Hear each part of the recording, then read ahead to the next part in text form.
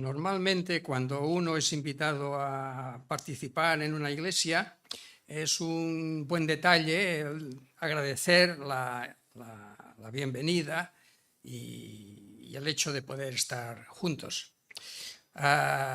Supongo que habrá habido otros hermanos que habrán tenido la misma sensación y habrán respondido de la misma manera. Para mí y para mi esposa es un buen detalle y agradecemos la invitación. Pero en nuestro caso hay una condición especial que creo que pocos visitantes habrán podido participar. Hace como casi unos 50 años, un grupo de jóvenes de la iglesia de Pinar del Río, dirigidos por hermanos mayores, pensamos, ¿dónde podríamos ir a evangelizar en Barcelona? Un barrio donde no hubiera una iglesia local. Y, analizando, vimos que en Ciudad Meridiana no había una iglesia local.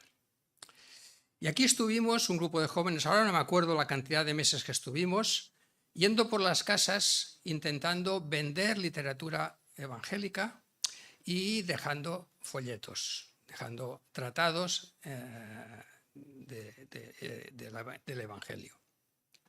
Ya no recuerdo, casi 50 años son muchos años, casi no recuerdo el tiempo que estuvimos. Pero incluso llegó un momento en que especialmente los hermanos de más edad que nos lideraban pensaron en tomar un local donde poder preparar reuniones. Y algo se hizo. Bien, ahora yo no recuerdo si llegó a ser muy concreto o no, pero el caso es que llegó por unas circunstancias que ahora no vienen al caso, llegó un momento en que tuvimos que dejar la actividad y nuestros hermanos que nos lideraron, pasaron el testigo a la iglesia de Rector Triadó, creo que es así, ¿no?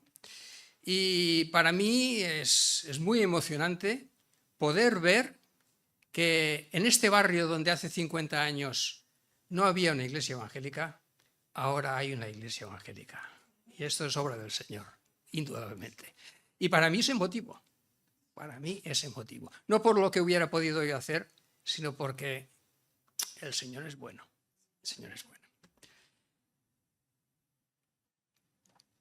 Vamos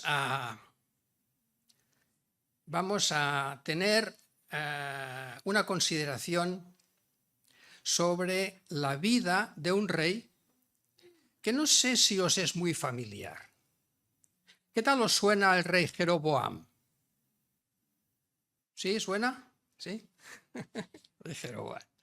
Pues vamos a ver un poco rápidamente, aquí tenéis todo el texto bíblico, no vamos a entrar en mucho detalle porque estaríamos mucho rato, pero vamos a intentar sacar una lección de historia.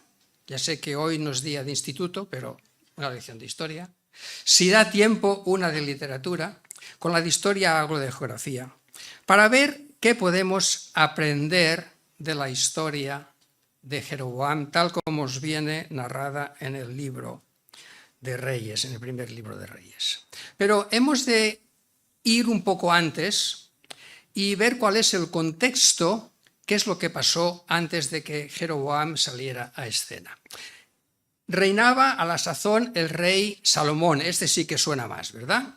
Un rey muy sabio como Salomón, el que además construyó el templo de Dios en Jerusalén, un rey del cual se habla de sus riquezas y de la fama del rey Salomón.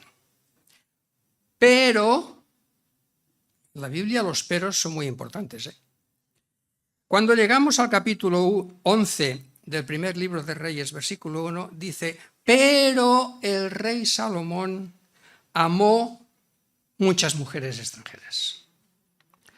Y estas mujeres extranjeras, cuando Salomón era viejo, le inclinaron su corazón tras dioses ajenos.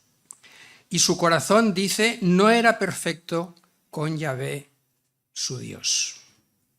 E hizo Salomón lo malo ante los ojos de Yahvé y no siguió cumplidamente a Yahvé como lo había hecho David. Como consecuencia, Como consecuencia, Yahvé se enojó mucho contra Salomón por cuanto su corazón se había apartado de Yahvé, Dios de Israel, que se le había aparecido 2 veces, por 2 veces había aparecido a Salomón para asistirle. Y dijo Yahvé a Salomón: por cuanto has hecho esto y no has guardado mi pacto, romperé tu reino y lo entregaré a tu siervo. Eso no pasaría durante la vida de Salomón. Dice Dios que pasaría durante el reinado de su hijo. Y aquí es cuando empezaron los problemas. Si pasáis a la siguiente diapositiva, aquí tenéis el esquema de la historia de Salomón. Y llegaron los problemas para el rey Salomón. Se levantaron opositores, se levantó una oposición contra Salomón. Y uno de los opositores era un joven funcionario muy hábil, que se llamaba Jeroboam. Este es el que un día se encontró con Ahías, un profeta de Dios, y el profeta llevaba una capa nueva. Y cuando se encuentra con Jeroboam en el camino, coge la capa, la parte en 12 trozos y le dice: toma para ti 10 pedazos, porque así ha dicho Yahvé, Dios de Israel. He aquí que yo rompo el reino de la mano de Salomón, y a ti, Jeroboam, te daré 10 provincias. Si pasáis a la diapositiva siguiente, veis que lo que le daría Dios a Jeroboam es lo que está en azul, el reino de Israel, y quedaría para el heredero de Salomón, que era Roboam, la parte del sur, el reino de Judá. Dice, esto pasará cuando Salomón haya muerto y Roboam sea nombrado rey, coronado rey. Y te tomaré a ti y tú reinarás en todas las cosas que deseare tu alma y serás rey sobre Israel. Y fíjate bien, si prestares oído a todas las cosas que te mandare y anduvieres en mis caminos e hicieres lo recto delante de mis ojos, yo estaré contigo y te edificaré casa firme como hice con David. Una dinastía. Le prometió una dinastía. Bueno, Salomón se enteró de todo esto y lo primero que hizo fue perseguir a Jeroboam, y Jeroboam tuvo que huir a tierra de Egipto. Pero llegó un momento en que Salomón, que ya era viejo, murió. Esto lo vemos en el segundo apartado, el siguiente apartado. Murió y Roboam pasó a ser el rey de Israel. Muerte de Salomón, Roboam, rey de Judá. Roboam empezó a organizar su reinado y pensó, voy a reunirme con mis consejeros, con mis ministros, y en esta ocasión, en que preparaba su reinado, se presentó también la oposición. Y un líder que habían llamado para liderar la oposición fue precisamente Jeroboam, al cual hicieron venir desde Egipto.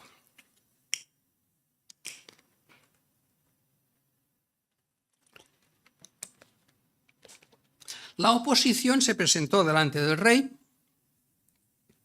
y le dijo, mira, tu padre Salomón fue duro con nosotros, nos hizo trabajar mucho y además nos gravó a impuestos.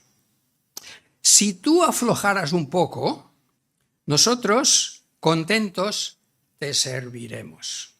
El rey dijo, dejádmelo pensar, venid dentro de 3 días y os daré una respuesta.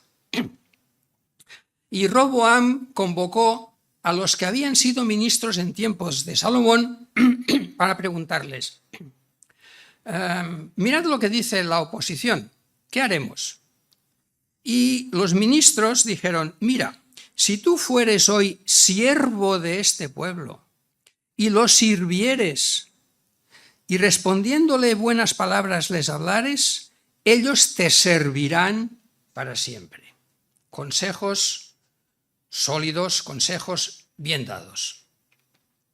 Bueno, de acuerdo, dejadme.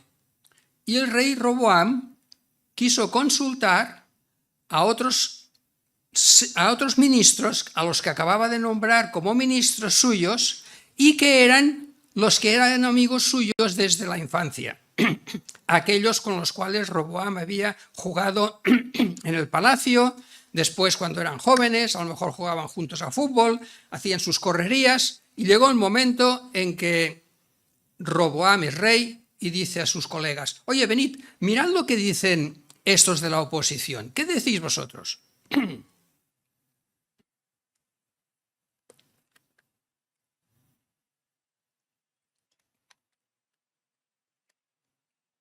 Mira, Roboam, lo que tienes que hacer es decirles lo siguiente: ¿veis este dedo meñique?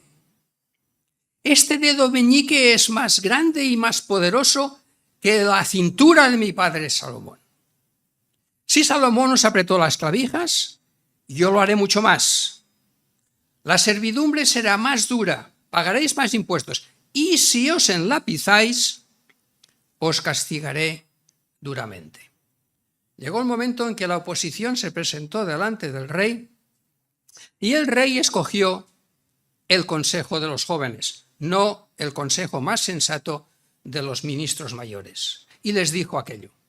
Y Jeroboam, como líder de la oposición, dijo: anda, Roboam, quédate tú con tu provincia, que nosotros nos vamos. Y entonces se rompió el reino, lo habéis visto antes en el mapa, se rompió el reino, y Jeroboam fue nombrado rey de Israel, de la parte que veis en el norte. Pasaron unos días y entonces se vio cómo aquello era realmente un problema. Cuando el rey Roboam pretendió enviar a su mensajero de Hacienda a las provincias del norte para recaudar los impuestos. ¿Y qué hicieron los del norte? Pues simplemente cogieron y lo mataron. Hombre, dijo Roboam, esto no puede ser, hay que ponerles en vereda, hay que ajustarles las cuentas. Llamad al jefe de Estado Mayor y movilizad el ejército.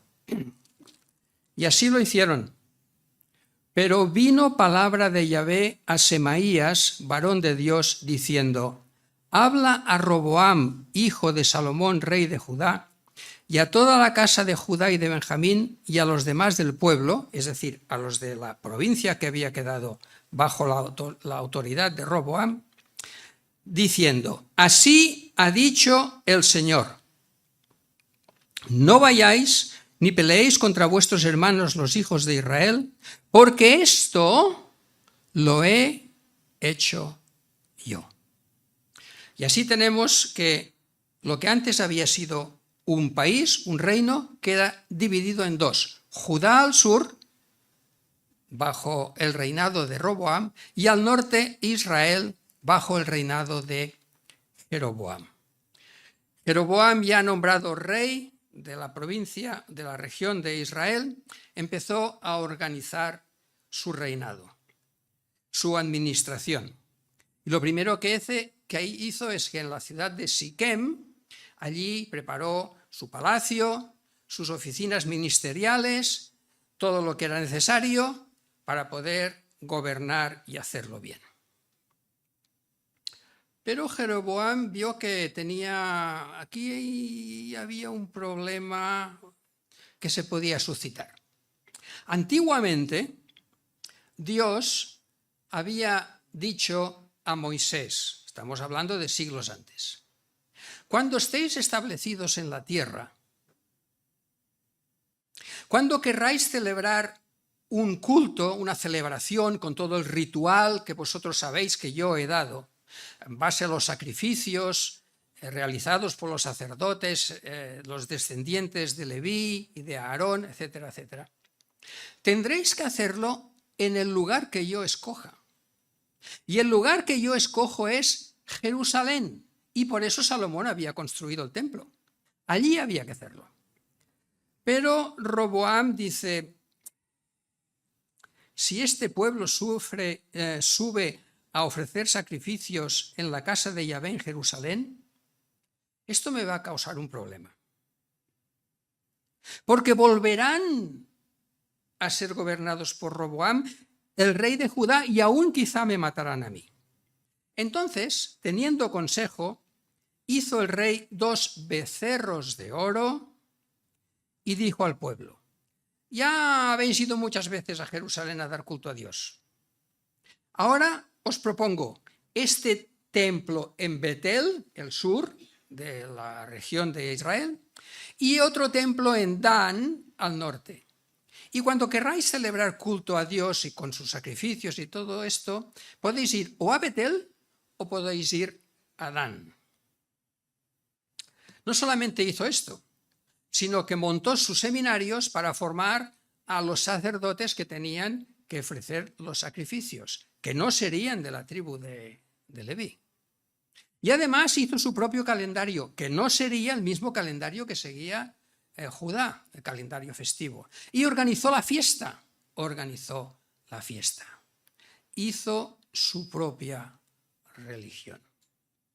Un día, él acostumbraba a ir al templecillo donde había el altar en Betel, en el sur.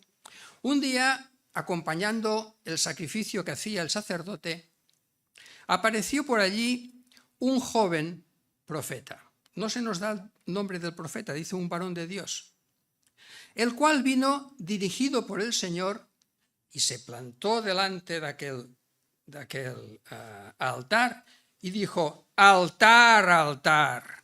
Así ha dicho el Señor, he aquí que un día vendrá un descendiente de David y sacrificará sobre ti a los sacerdotes de los lugares altos que queman sobre ti incienso, y sobre ti quemarán huesos de hombres. Y para que veáis que esto será así, que se va a cumplir, este altar que ahora estáis viendo se partirá en dos y la ceniza caerá. El rey Jeroboam se puso colorado como un pimiento y dijo, detén. No pudo terminar la palabra, se quedó paralítico, se quedó con la braza paralizada. Y aquel rey que se había enrojecido se quedó pálido como si fuera. Le dijo al profeta, pide a tu Dios que me restablezca la mano. Te pido que ruegues a Dios por mí. Y esto lo hizo aquel joven profeta. Y la mano le fue restablecida.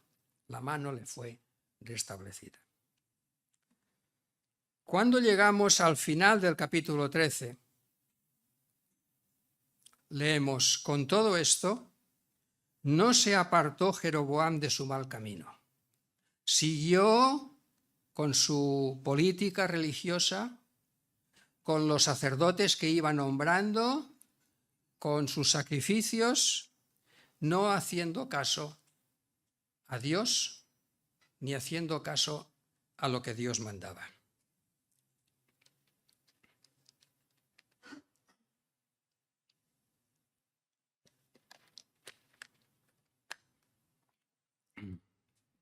Pasaron los años. Un día, el hijo de Jeroboam, el que tendría que haber sido rey cuando Jeroboam muriera, se puso muy enfermo. Y Jeroboam le dijo a su mujer, oye, mira, en Silo, una ciudad que caía dentro del reino de Israel, vive un profeta, el profeta Ahías, aquel que un día hace muchos años me dio 10 partes de su capa y me dijo que yo sería rey. Pregúntale a ver qué va a pasar con nuestro hijo. Pregúntale, llévale algún regalo, algún presente y pregúntale, pero disfrázate, que nadie te reconozca. Así la mujer de Jeroboam emprendió el viaje para ir a ver al profeta Ahías, y el Señor había hablado al profeta Ahías y le dijo: mira, va a venir la mujer de Jeroboam, va a venir disfrazada para preguntarte por qué va a pasar con su hijo que está enfermo.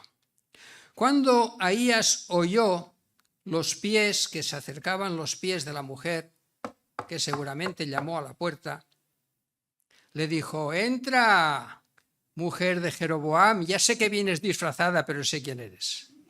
Sé quién eres. Porque tengo un mensaje para ti de Dios. Tengo un mensaje para ti de Dios.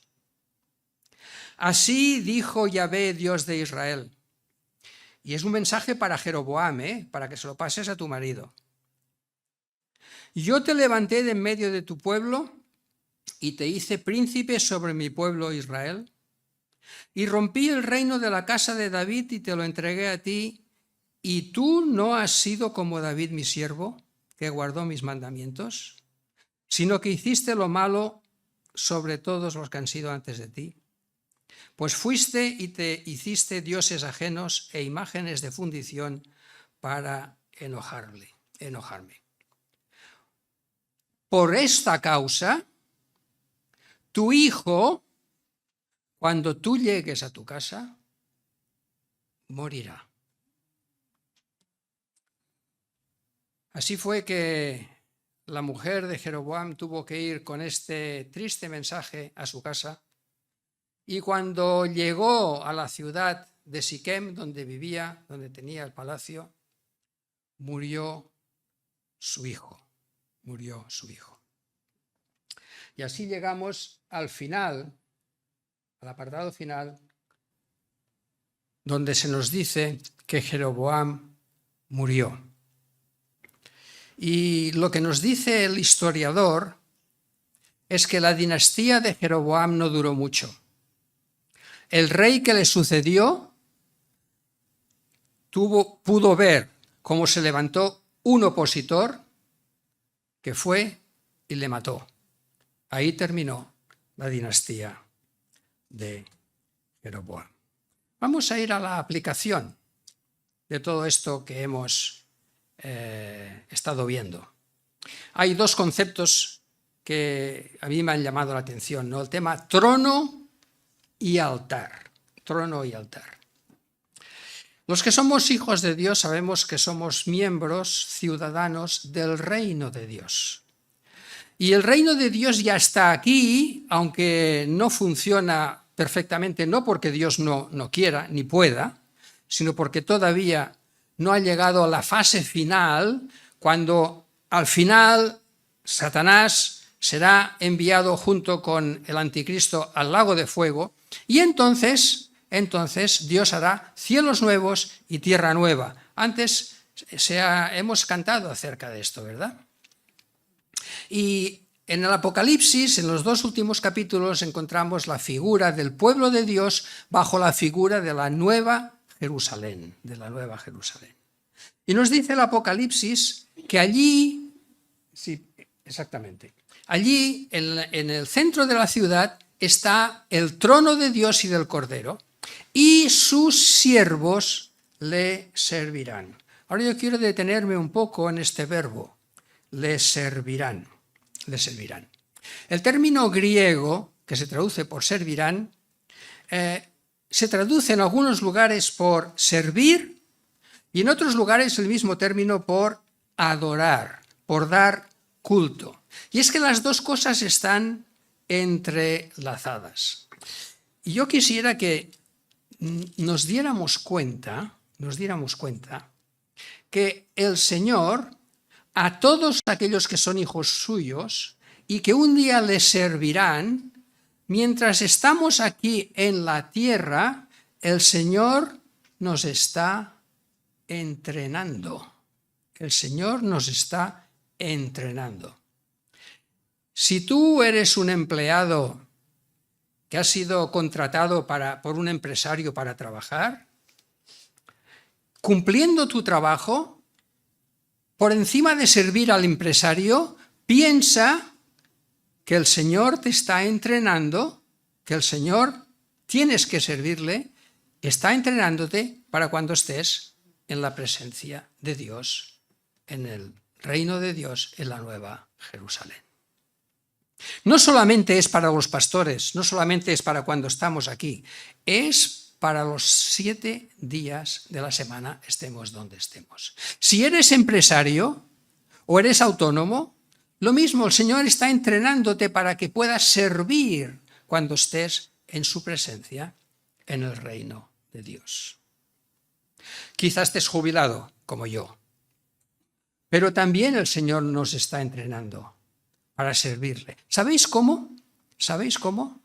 En el ámbito de las relaciones, en el ámbito de las relaciones. Que en esto no hay ninguno que esté fuera de este ámbito. El que trabaja para una empresa, para un empresario, tiene sus relaciones con el jefe, con el empresario, con los compañeros, quizá con los clientes, quizá con los proveedores. El que está jubilado tiene relaciones con su familia, con sus hijos, con sus nietos, con sus hermanos, con sus vecinos.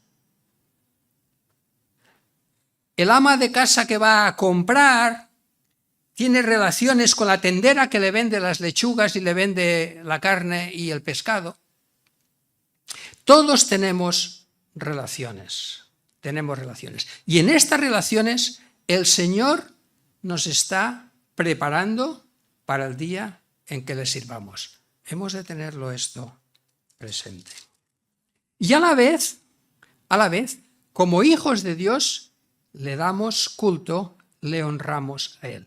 Estas relaciones, ¿para qué sirven? ¿Sirven para nuestra egolatría o sirven para honrar a Dios? En la historia que hemos ido viendo, vemos como, en primer lugar, hablaré de Jeroboam y cómo se equivocó en su culto, porque no honró a Dios levantando los ídolos a los cuales dio culto. No honró a Dios, se equivocó y Dios le castigó. Y en el tema de las relaciones se equivocó Roboam también.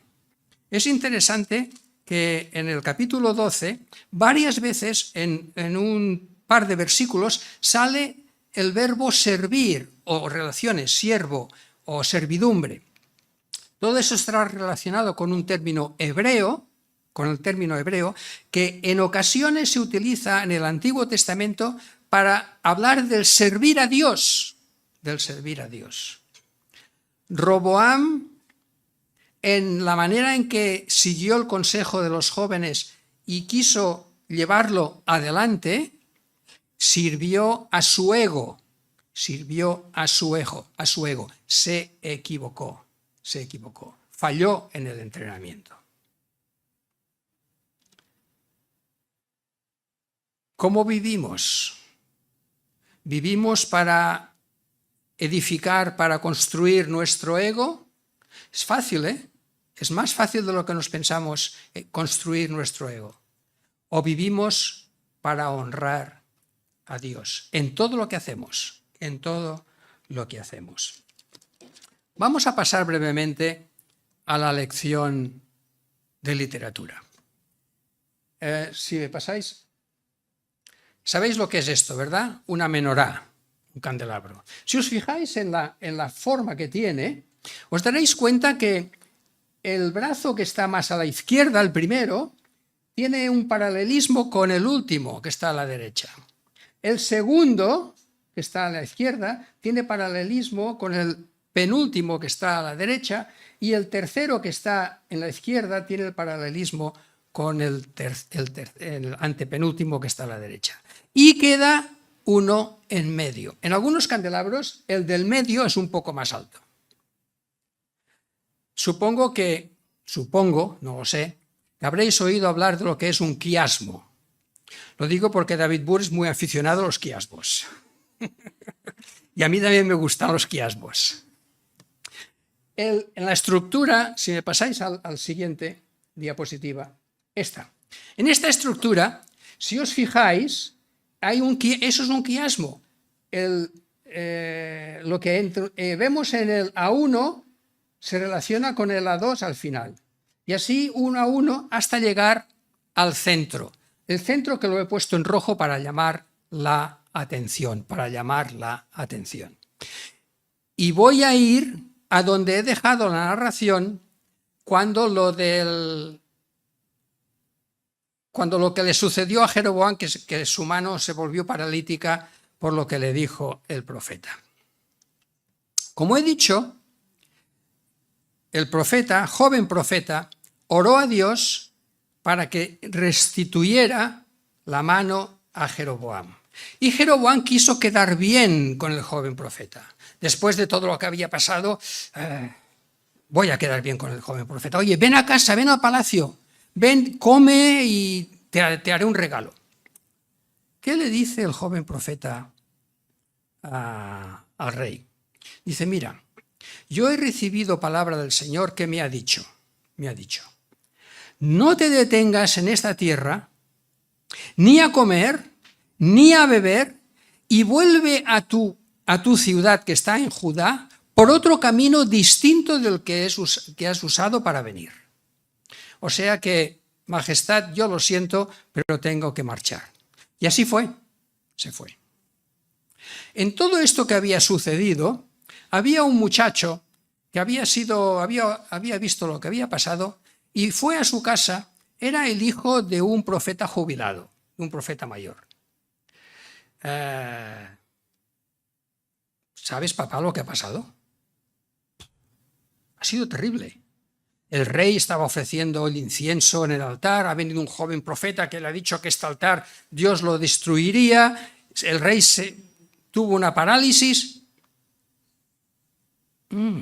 ¿Por dónde ha ido este chico? Ha ido por el camino aquel que va por allí para volver a Judá. Oye, preparando el burro, que voy a ver si lo encuentro. Y salió el profeta para encontrarse con el joven. Se lo encontró descansando debajo de un árbol. Y le dijo, oye, ¿tú eres el joven profeta que ha estado allí en el templo donde está el altar? ¿Lo que ha pasado? Sí, soy yo. Oye, ven a mi casa y toma, ¿estás cansado? Toma un poco de refresco, un poco de comida y luego seguirás por tu camino. Es que me ha dicho el Señor que no, que yo tengo que no pararme aquí y tengo que volver por otro camino. Dice, mira, yo también soy profeta. Yo soy profeta. Y un ángel me ha dicho, ve, sal al encuentro del joven profeta y dile que pase por tu casa a descansar un poco. O sea que ven. Total que le convenció y fue a su casa.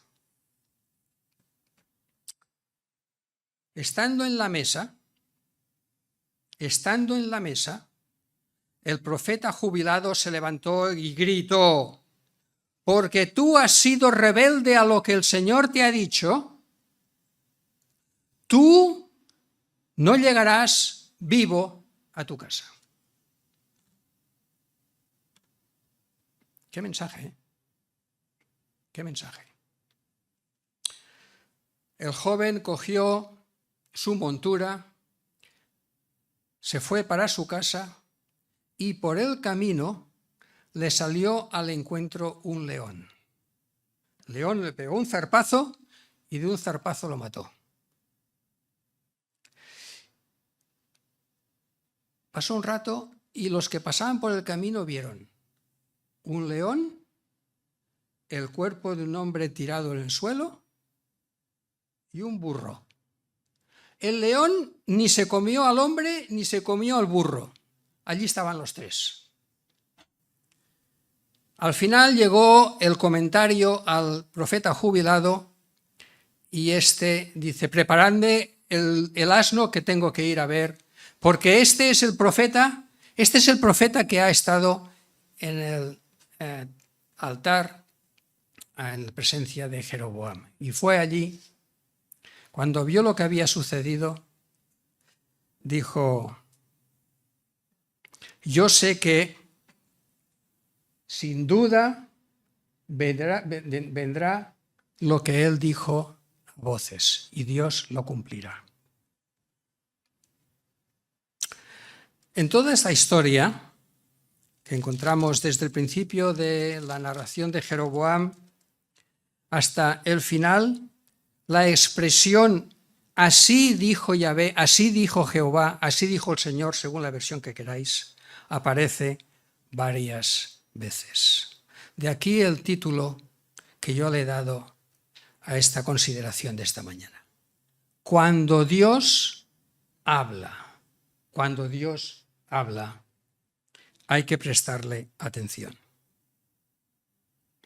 En el capítulo 13, que es el capítulo que tiene que ver con lo del joven profeta, el jubilado, lo que pasó, que es el centro del quiasmo, el término palabra aparece más de 11 veces. Más de 11 veces. El término palabra.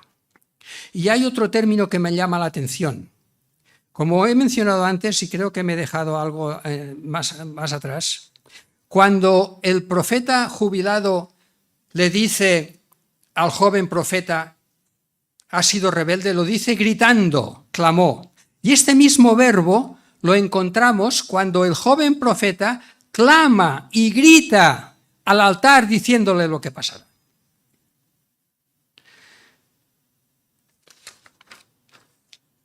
Dios valora mucho su palabra.